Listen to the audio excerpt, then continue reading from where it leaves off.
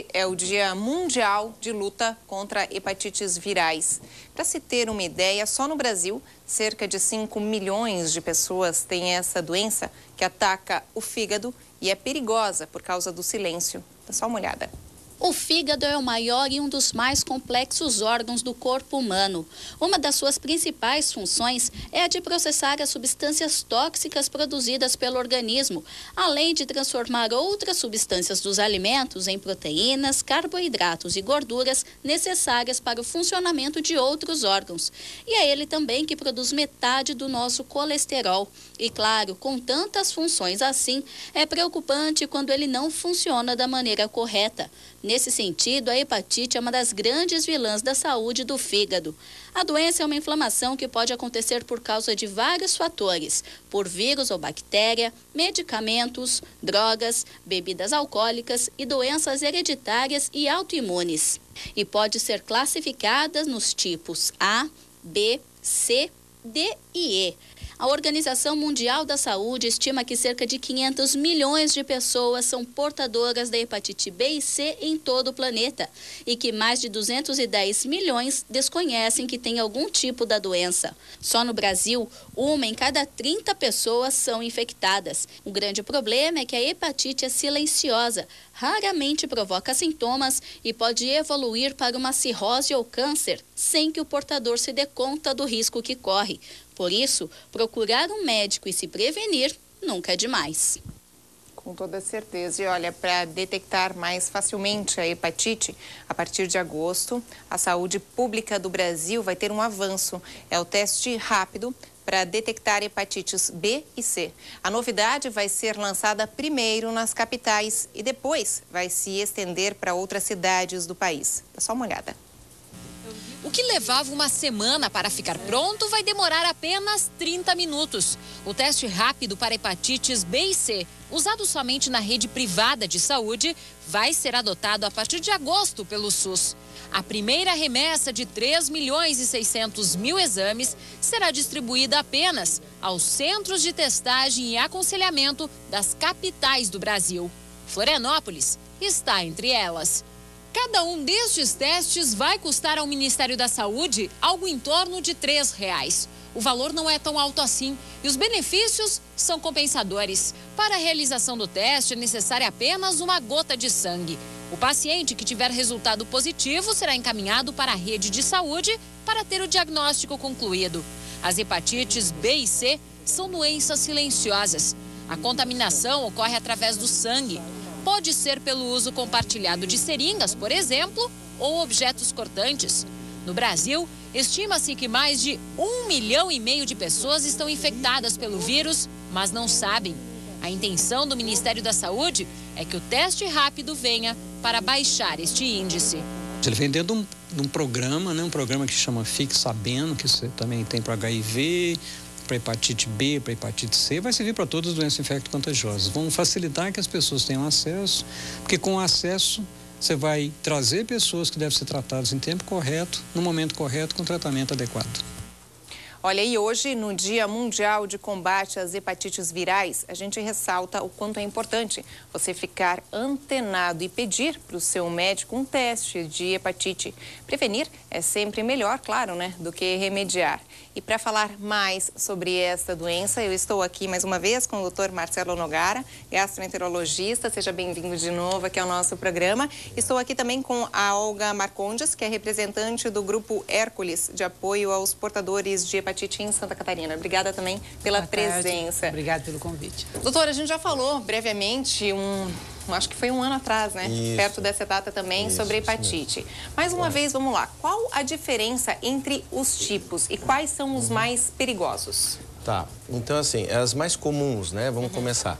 A hepatite A é a mais comum, porque ela é transmitida via oral fecal, que a gente chama, né? Através de resíduos alimentares, resíduos fecais, e faz contaminar por água, por alimentos contaminados, e ela entra através da boca, né? Principalmente.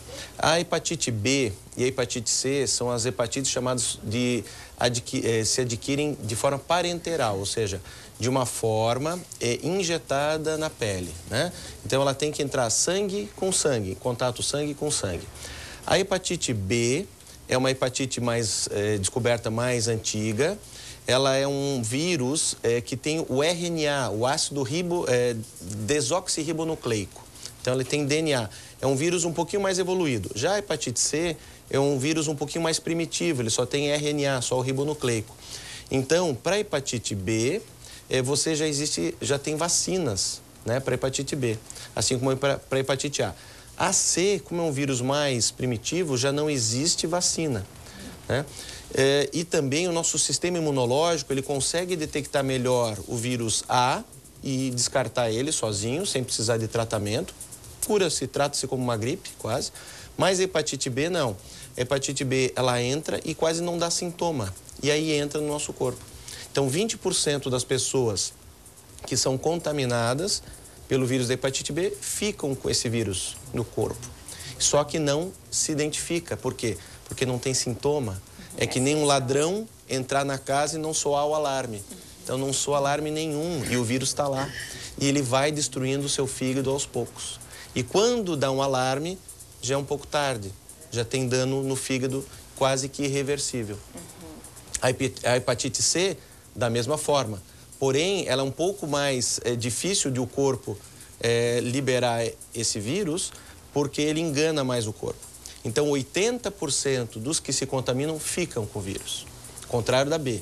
A B, 80% se libera e 20% fica. A C, 20% libera e 80% fica. Caramba, então a C ainda é a mais preocupante, a gente pode dizer? É a mais preocupante, exatamente.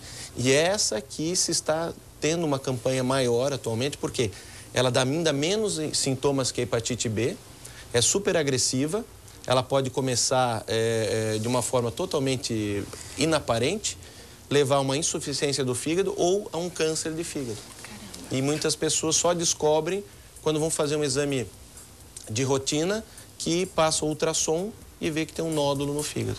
Aí tem que partir para uma cirurgia ou um transplante de fígado. Aí o problema mais grave já está instalado. Aí já está instalado. Gente, se você aí de casa tiver alguma dúvida relacionada à hepatite, pode ligar para cá, tá? O nosso telefone é o 3340-0070. A B tem vacina. Seria assim que nasce, a criança já recebe a vacina contra a hepatite B e aí, claro, evita o contágio? Correto. Hoje em dia, então, a criança nascendo, ela já toma nos primeiros dias de vida, na primeira semana de vida, a primeira dose da hepatite B. Aí, um mês depois faz a segunda dose e 6 meses depois da primeira dose vai fazer a terceira dose.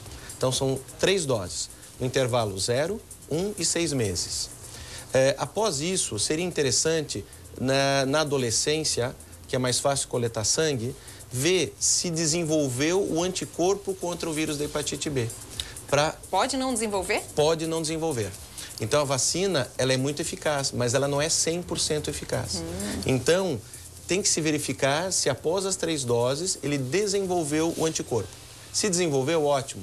Ele está livre. Para o resto da vida? Para o resto da vida. Né? Alguns advogam que talvez um reforço a cada 10 anos.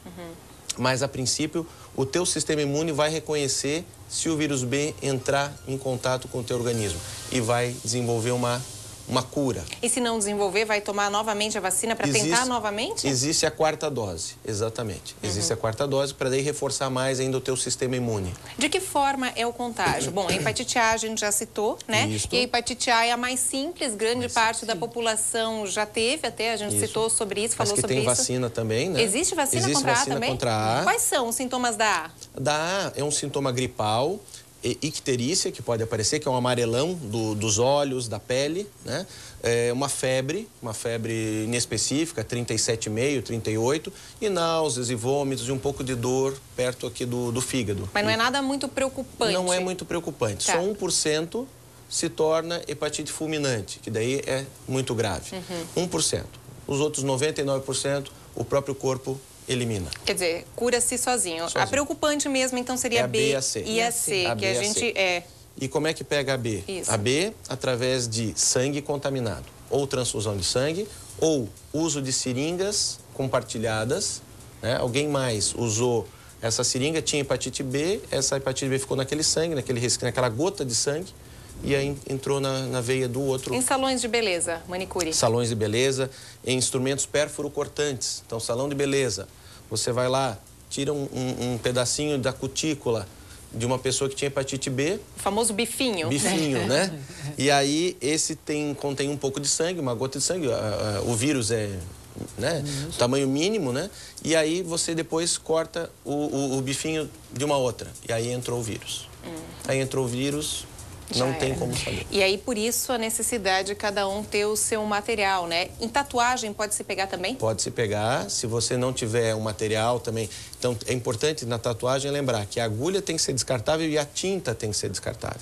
Porque já descobriram que muitos estavam trocando a agulha, mas não trocava a tinta. A tinta, é verdade. E aí, o vírus ficava na tinta. Porque o vírus ele tem uma capacidade de resistência extrema. Se cair uma gota de sangue aqui, ela fica viável mais de 24 horas. Caramba! Esse vírus. Ele não morre, ele é mais resistente que o vírus da AIDS. Nossa. O da AIDS, em 5 minutos, ele não é mais viável. Porque o ambiente, o oxigênio, ele desnatura o vírus. O B não. O B ele continua na tinta e pode entrar. Gente, então, cuidado. Olha só o perigo, né? A gente já tem ligação. Alô, quem fala? Boa tarde. Oi, quem fala? O meu nome é Tânia. Oi, Tânia. Eu tenho uma pergunta para o doutor Nogara. É que eu faço os exames de hepatite e normalmente a hepatite B dá como reagente. As outras não. Só que o médico me diz que eu não tenho a hepatite instalada, eu só tive um contato com o vírus da hepatite. E eu pergunto se isso é verídico, se isso pode acontecer, de sempre que faz exame aparece reagente, mas na verdade eu não tenho ela instalada, porque eu me preocupo que não estou tomando vacinas, né? Claro, você fala de onde, Tânia? É Blumenau. Blumenau, perfeito. E aí, doutor? Então, a Tânia tem que fazer o seguinte, procurar um médico, pode procurar ou no nosso ambulatório da FURB, ou no ambulatório da Policlínica, ou do Santa Isabel, e ela tem que fazer as várias sorologias da hepatite B, para saber qual sorologia que está positivo. Porque existem vários subtipos de sorologias que mostram, uma se tem contato no passado, a outra mostra se tem a infecção presente e a outra vai mostrar se ela já teve infecção no passado e curada. Então, é uma série de letrinhas que não adianta eu colocar aqui no ar e falar sobre elas, que é muito complexo. Mas procure um médico da sua confiança para você, então, ser bem esclarecida sobre isso. Algum especialista sobre hepatites, que daí vai poder explicar, geralmente, o que foi o contato, se ela está com o vírus ainda ou está curada desse vírus. Porque hoje existe a carga viral. Você faz, além da presença do vírus, você consegue detectar a carga viral. Se a carga viral é alta, se é baixa. E aí sim, se há necessidade de tratar com antivirais ou não. Tá, e o que poderia evoluir uma hepatite B e uma hepatite C, doutor? Hepatite C. Então, a gente sabe que entrou o vírus hoje em alguém. Esse vírus não deu sintoma. Ele vai destruindo esse fígado, né? E em 15 a 20 anos depois, vai aparecer a cirrotização do fígado. Então, a cirrose não é só de bebida. A cirrose também é de vírus. A cirrotização, o que é? É a fibrose do fígado. Ele fica fibrosado e sem função. Então, todas aquelas funções que foram faladas no começo do programa, o fígado não vai fazer mais. Aí, o que vai acontecer? Vai ficar amarelo, vai inchar, vai parar de aproveitar os alimentos, ele vai perder proteína, ele não vai ter coagulação do sangue, né? Isso tudo o fígado faz. E aí, se entra nessa cirrotização, ele perde a função. Como no fígado não existe um substituto artificial, não existe uma diálise para o fígado, como o rim você põe na diálise e aguarda. Fígado, falhou o fígado totalmente, tem que transplantar, tem que trocar o fígado. Senão a pessoa vai a óbito, ela morre. E além do que, se não for a tempo, ou então se a desenvolver, for por um outro caminho da recuperação desse fígado, ao invés de ele cirrotizar, aparece uma neoplasia, que é um tumor maligno. Então aí é uma outra complicação, que ele também tem que ir para a cirurgia. Viu só, gente, a importância de o quanto antes você detectar essa doença hepatite, que é um exame específico, que o certo, Olga, seria até fazer anualmente esse exame. Inclusive, eu gostaria que você citasse um pouquinho como é que é o trabalho desse Grupo Hércules aqui na nossa região. Sim. O Grupo Hércules nasceu em 2002, em Florianópolis, exatamente para que era um grupo de portadores de hepatite C que tinham dificuldade de conseguir a medicação, porque antigamente essa medicação, que é cara, não era disponibilizada pelo SUS. Então, esse grupo, em 2002, é chamado Hércules, porque vem do herói grego, né, de que recupera o fígado. Eles se juntaram para criar uma associação que pudesse fazer com que esse medicamento chegasse mais rápido e num preço mais viável. Hoje em dia, a partir de 2002, esse grupo Hércules se expandiu e nós temos hoje 2 coordenadorias. Uma que é voltada para as hepatites, onde acontece mais em Florianópolis, e eu aqui com os transplantes hepáticos aqui em Blumenau, né? Então, o nosso trabalho enquanto ONG é para que essa conscientização popular chegue para todo mundo, né? Alertando que é importante que todo mundo faça o teste, né, para saber se tem hepatite ou não. E que, na verdade, eu não sei muito bem, doutor, mas eu acho que não há necessidade de fazer todo ano. Contanto que você faça uma vez e você diga, olha, você não tem o vírus, né, e tá mais ou menos livre disso, é o que basta, né? Qual seria o período? Enquanto isso, gente, enquanto que o doutor Marcelo Nogara vai falando, eu vou mostrando para você uns cartazes que vão estar distribuídos, né, por todo o Brasil, para conscientizar principalmente a população. É muito interessante aqui, no caso de gestantes, né? Pode ir falando, doutor, com relação ao exame. Ao exame. Então, assim, se você fez a vacinação e já tem os anticorpos contra a hepatite A ou hepatite B, então não há necessidade de fazer todos os anos. Mas, se você se expôs a uma situação de risco, né? Quer dizer, não tinha os anticorpos, mas se expôs a um sangue contaminado, a uma agulha contaminada, aí então imediatamente... Ou mesmo se tem a dúvida, fez uma tatuagem, fez uma tatuagem, né? Muitos anos atrás, né? Ou tem alguma pessoa, parente que tem hepatite, vai fazer o exame, né? E com isso, ele vai te dizer se você tem o vírus ou não. E aí procurar um atendimento, né? Se também quiser todo ano incluir no check-up, também ruim não é. Já que você vai, né? Pessoas a partir dos 40 anos que devem fazer check-up anualmente, não custa nada incluir, além de um hemograma, de um exame de colesterol, incluir ali anti-HCV e HBsAg. Pronto.